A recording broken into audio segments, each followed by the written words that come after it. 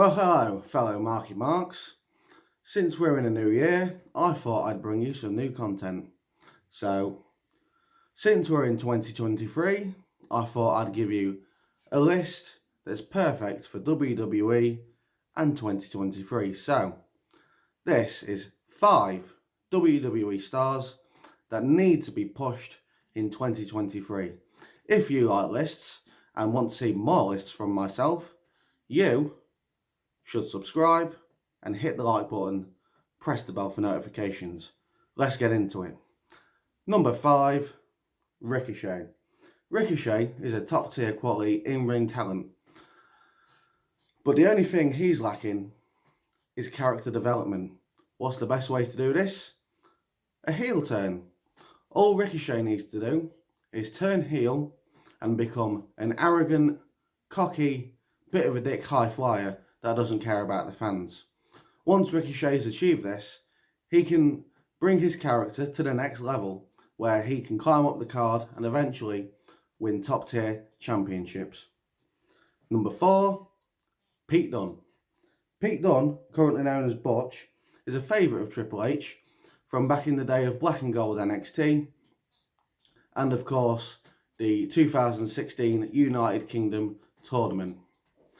Pete Dunne is currently known as Butch from the Vince McMahon era of WWE, where he gave Sheamus, Pete Dunne and Ridge Holland a gimmick that was a bit of a rib, where they dress as paper boys or chimney sweeps.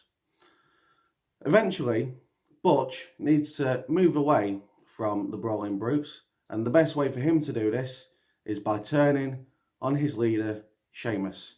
The best way to do this is for Sheamus to win the Intercontinental Championship from Gunther at WrestleMania. Once that's happened, Pete Dunne, also known as Butch, needs to eventually grow jealous of Sheamus, and then at some point during the summer, Butch will turn on Sheamus and Ridge Holland, where eventually he will shred the Butch gimmick and name and become the Bruiserweight, defeat Sheamus for the Intercontinental Championship at SummerSlam, and then have a nice lengthy reign as the Bruiserweight.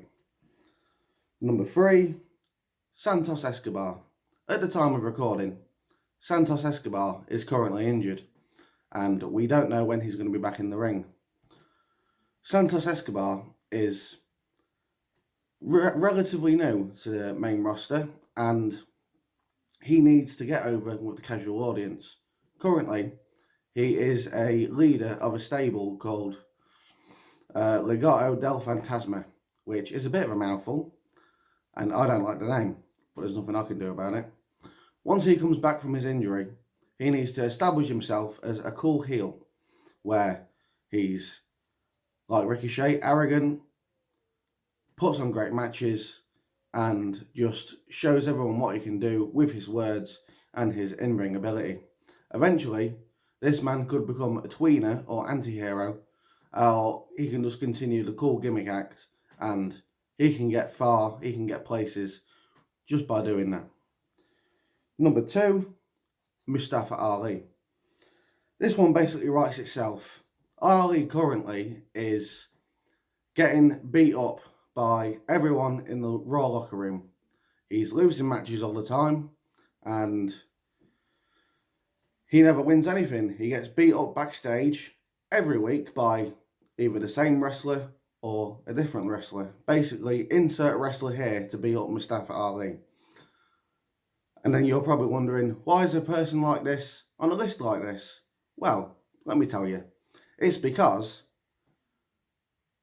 he's on this losing streak. So, you keep him on this losing streak, excuse me, until we get close to WrestleMania. At WrestleMania, you book him into a match with someone who keeps causing his downfall. For example, The Miz or Austin Theory. So, you build him up in this Daniel Bryan-esque way, all the way to Mania, and then at WrestleMania, he defeats Miz or Austin Theory, gets a massive crowd reaction from the smart marks, the casuals and the kids, and everyone goes home happy. And then Mustafa Ali is now a fan favourite who can begin to climb up the card. Honourable mentions: Ridge Holland and Dragon Lee.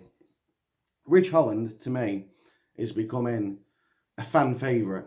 I really do like Ridge Holland. He has the potential to be a top tier babyface, the opposite to Pete Dunne, who is more of a heel. But Ridge Holland, he's got it all. He's got charisma, he's got in-ring work, he's likeable, he's relatable. Ridge Holland can be a star. As for Dragon Lee, as we all know, he's been in the news as of late, and he can take NXT from the state of midness it's in and take it to not black and gold, but watchable and enjoyable. And now it's time for number one, LA Knight. LA Knight, formerly known as Eli Drake, is a one-in-a-lifetime talent. Right now, he's feuding with Bray Wyatt, and eventually, when that feud's over, LA Knight needs to rise to the top immediately. As you may know, LA Knight is 40 years old, so his body clock is ticking. If you want to strike with LA Knight, you need to do it now. For example, once LA Knight has finished his feud with Bray Wyatt, he needs to have a big money match at WrestleMania that will get him over. Who is his opponent, you may ask? John Cena. That's right. A build to WrestleMania with John Cena, both cutting promos on each other, building this match to a hype you've never seen before, and he goes over at WrestleMania against John Cena. That's right, LA Knight defeats John Cena at WrestleMania, and then he can begin his immediate rise to the top and become a top world championship contender.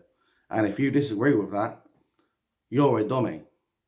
So, if you like my list, make sure to subscribe, hit the bell for notifications, and like my videos. I'll see you in a bit.